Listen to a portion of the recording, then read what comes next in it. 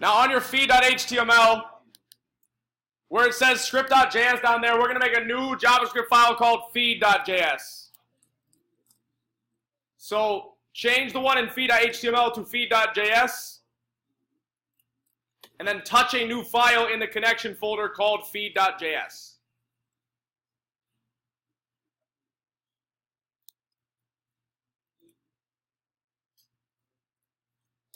So I'm going to save this, and I'm going to come in here and I'm going to touch connection/feed.js, just like that. So that I make a new JavaScript file inside the connection folder that holds all the information that goes on my feed, on my public feed. When someone comes in and logs in, touch that file, and it should be right here. It should be blank. Console.log, you are now on the feed page. And if you do that correctly, you should try to log in again, and you should see this logged into your console. You are now on the feed page, it should say. If it does, you're good to go. If it doesn't, let me know. But this is mainly so that we can separate the two different files and we won't get those errors in the console every time we try to go from one page to another. So again, all I did was I created a new connection/feed.js, and in the feed.html, I changed the script source equals feed.js. So now that I have my feed.js that I just created right here by typing in touch connection/feed.js, and it's console.log something to the screen, I should be able to go back to my index.html, log in again, and it should take me to, once this works, bam, I'm now on the feed page, and in console.logs, you are now on the feed page. If that works, you're Gucci.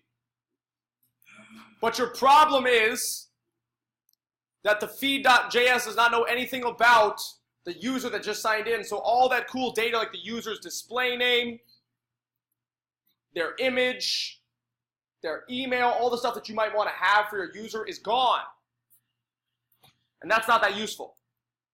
So we want to make sure there's a way that as soon as somebody logs in, our app knows about it. Our app has to know that someone is logged in already, and if they are logged in, we want to do some things with that. Now to figure that out, there is a section in the Firebase documentation that will show you all that. So if you can command click on go to docs, it will show you all of this info. I'm going to go to the API reference, get started for web.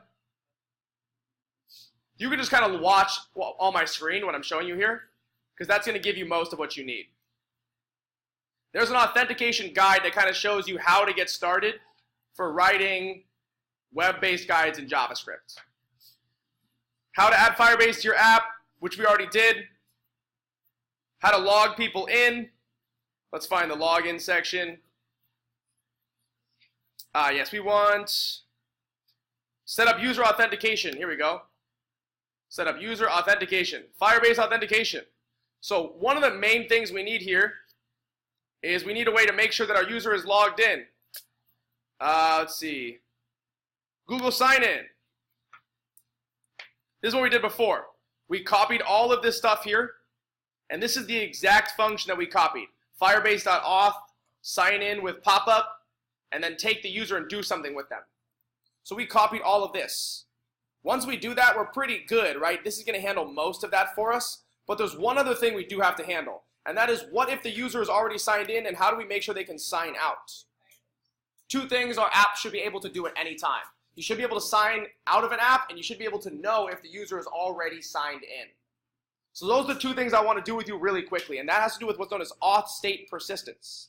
How we make sure someone is already signed in. So to do that, we're going to write a little bit of code that's going to go in both the feed.js and the script.js. It's going to make sure if our user's already logged in, we send them to the feed automatically.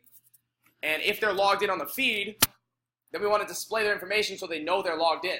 Because right now, as soon as we log in, we don't really, can you really tell that anyone's logged in here? There's no way to find out. So the idea is that we're going to take this and we're going to make sure the user knows that they're logged in.